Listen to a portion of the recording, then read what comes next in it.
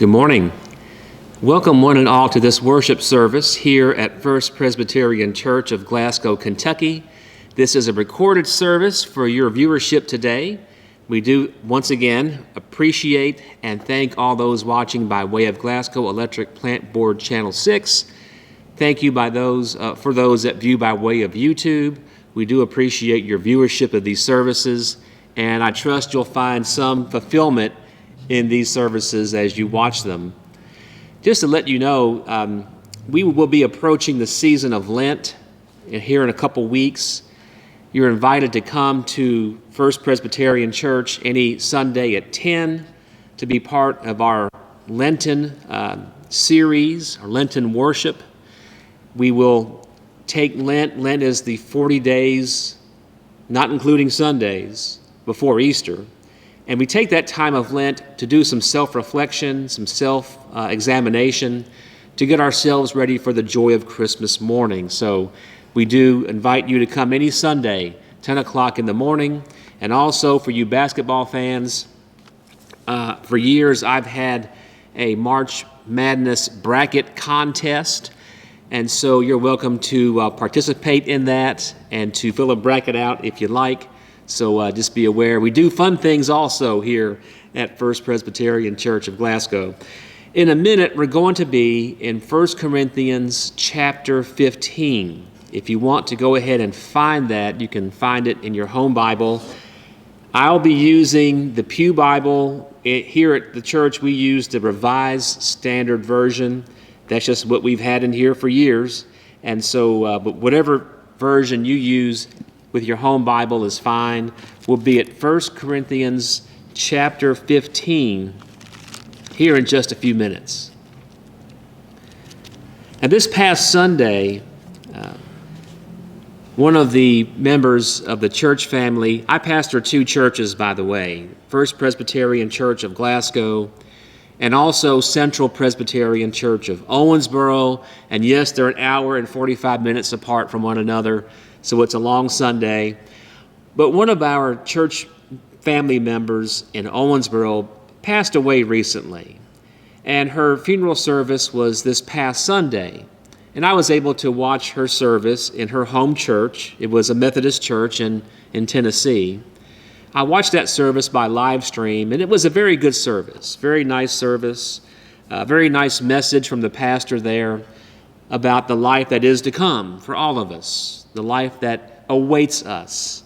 And that got me thinking about our life here on this earth and our life to come, the promises of eternal life.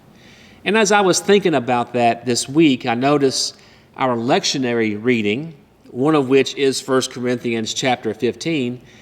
In this reading, Paul gives us some insight into our lives here in this world and our lives yet to come, which I find very fascinating, that I'm going to share with you. For some people, as you know, they'll say, when your life is finished on earth, that's it. You know, it's over. It's an end. Or to put it bluntly, they may say, you know, when you're dead, you're dead. Life ends. When you end, life ends. Many people believe that. I've heard others say that it's the opposite, that when our human bodies die, that's when life begins. It begins at that point. And so we hear people sometimes say, you know, life ends at death, and some say life begins at death. But let's see what Paul says about it. 1 Corinthians chapter 15, starting at verse 35, and we're going to go through it verse by verse and just talk about what Paul says. He gives us some great insights here.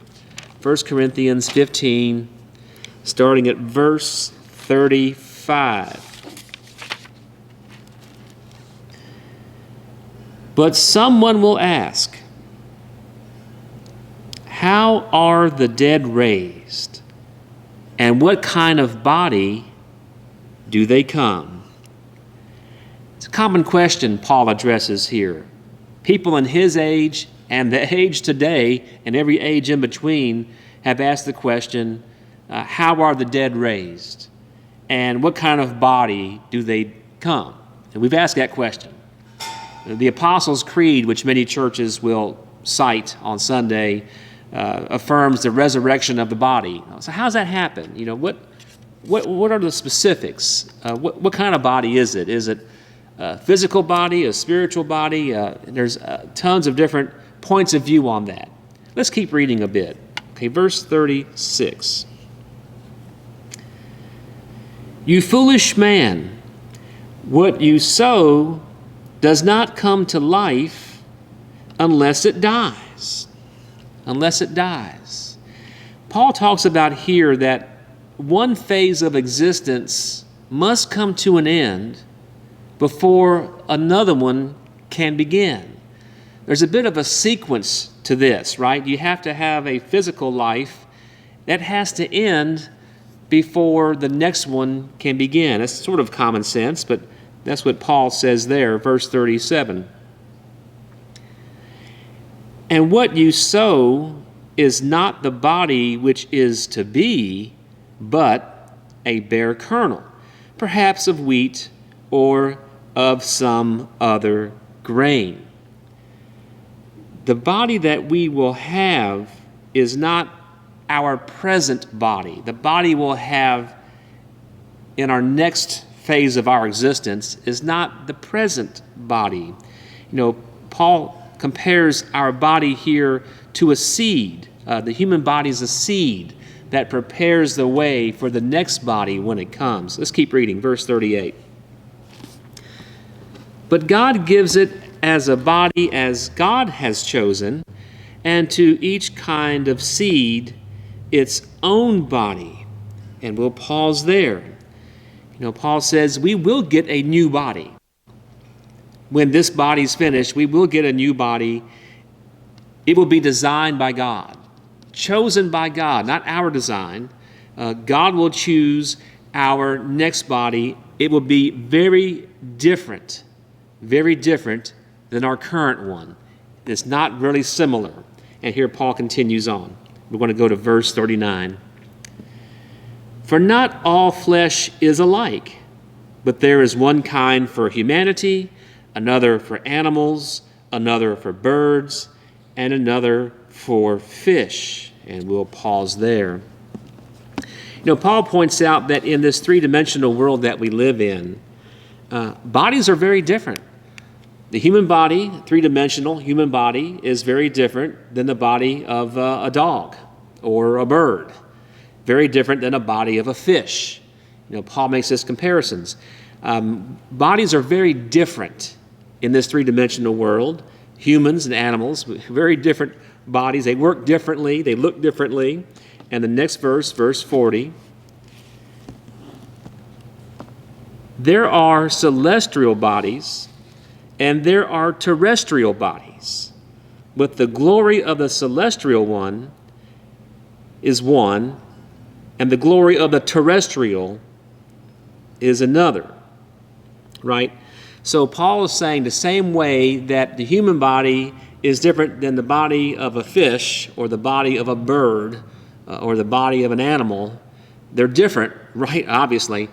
The same way our terrestrial, our three-dimensional bodies will be different than our celestial, spiritual bodies that we'll have when this body is no longer in existence. Very different. Different form. As different as humans to fish. Our terrestrial, our earthly body will be different from our celestial body, our spiritual body. Verse 41 and part of 42. There is one glory of the sun, and another glory of the moon, and another glory of the stars. For stars differ from star in glory, right? So it is with the resurrection of the dead, right? The sun is glorious in its own way. It's the sustainer of the solar system. The moon is glorious in its own way. Its subtle energies make the tides, for example. Stars are glorious in their own way. They're very different. They align in different constellations. And in the same way, the spiritual body as Paul talks about it here, is glorious in its own way. And so it is with the resurrection of the dead. Glorious like the sun, the moon, the stars. Spiritual body is glorious. The rest of 42, what is sown is perishable, what is raised is imperishable. The body that we live in is perishable. It is sown into the ground to produce a spiritual body of ours that is eternal, imperishable. We sort of know that. Our bodies are weak, they're frail, they give out.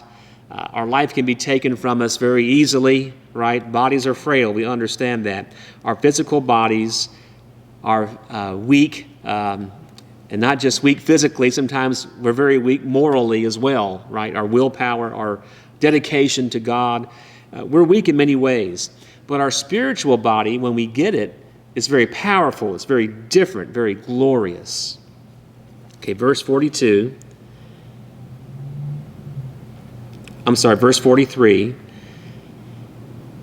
It is sown in dishonor, that's our physical bodies. It is sown in dishonor, it is raised in glory. It is sown in weakness, it is raised in power, right? Again, Paul talks about our physical bodies are weak. The body will have, the spiritual body that we'll have when this one's gone is very powerful, very preferential. In the last verse we'll read 44. It is sown a physical body, it is raised a spiritual body.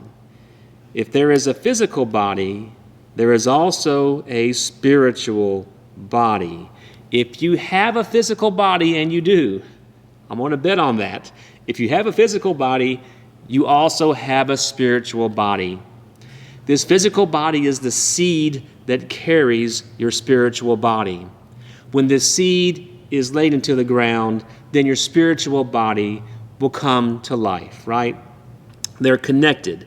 The physical body has a spiritual body. They're connected. You've got both, a physical and a spiritual. And this is the word of the Lord. Thanks be to God for it. Back to our question I thought about earlier, does life end when our body passes away? Is it true that when you're dead, you're dead? Does life begin when you pass away? Is that true? Is that when it really starts? I think the answer is this, and this is sort of my take on it. I think that when our body passes away, our physical, which gives way then to our spiritual, is simply a transition. It's a transition from one existence to another. Same us, different body.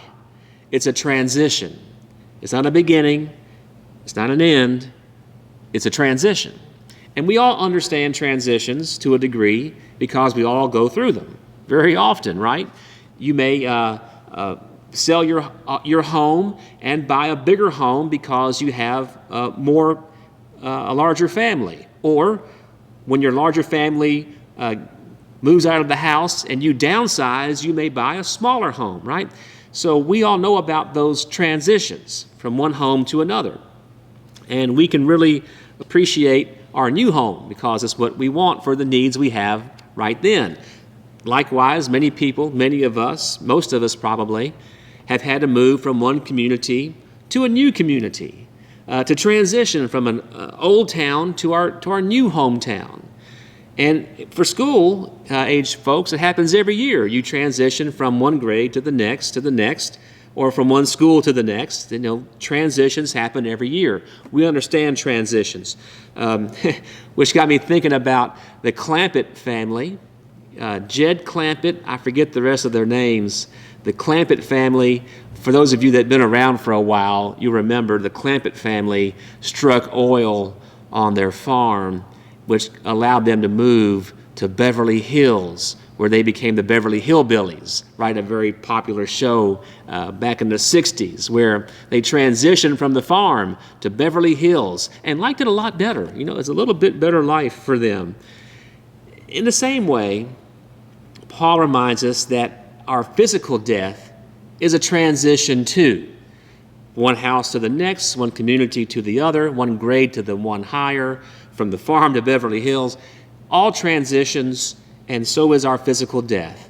It's just a transition from one physical body to our spiritual body, to our glorious spiritual body. We'll like it a whole lot better, but it's just a transition, not a beginning, not an end, a transition. And so I think the lesson we get from Paul today is this. When we have transitions in our life, for example, if we move from one house to another that better suits our needs, we'll love our new home.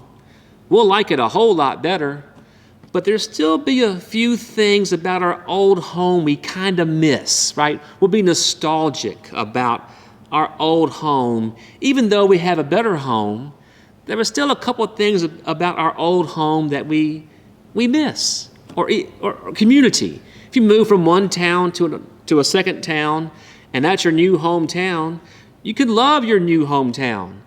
But there'll be one or two things about your old town that you kind of miss, that one restaurant or that one shop or whatnot, right?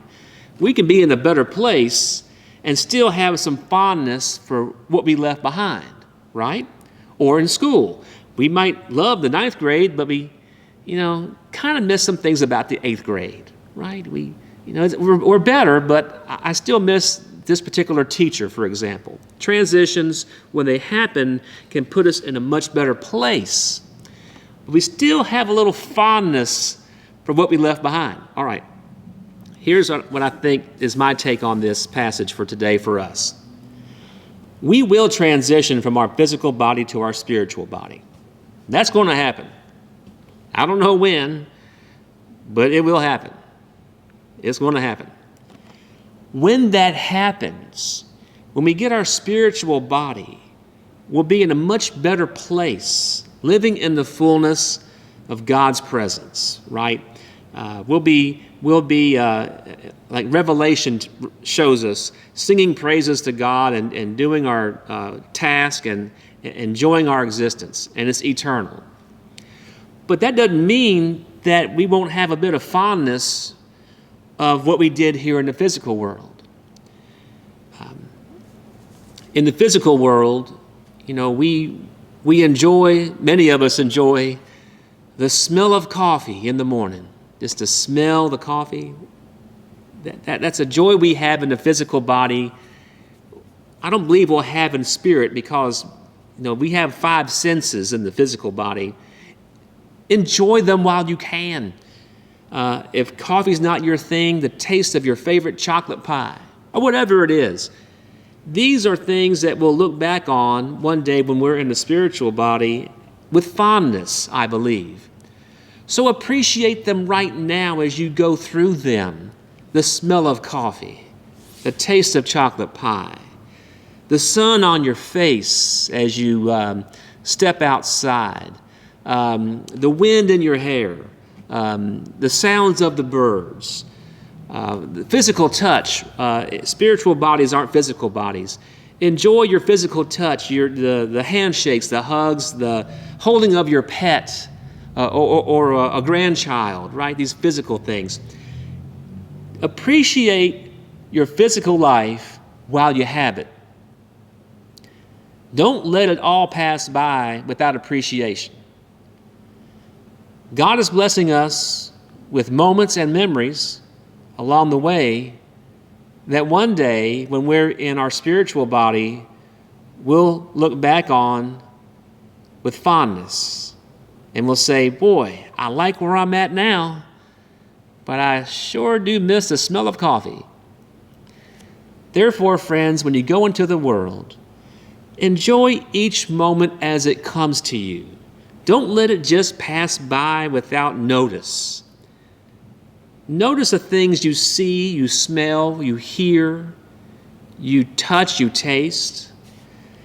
And there'll be a day when we'll be in a spiritual body in a much better place that's eternal, and we'll recall with fondness, oh, how nice it was to hold that child, or how nice it was to feel the sunbeam, or how nice it was to hold my favorite cat or dog. Don't let the moments of everyday life pass you by. They're blessings from God. Enjoy them while you can. Don't overlook them. There'll be a day when you'll recall them very fondly from your spiritual body. Please join me in prayer. We thank you, loving God, today for the lessons from Paul as he writes to the church in Corinth. The reminder that our physical body has to be planted like a seed before our spiritual body can come to existence. With that wisdom and knowledge and the confidence that our spiritual bodies will be glorious, we'll be in a much better position. We also know that while we're here, we should have the wisdom we need to truly appreciate the small ways you bless us, the small things that make our life so much better, and give us the chance and the wisdom to appreciate them each moment when they come our way. We ask for this wisdom in Jesus' name. Amen.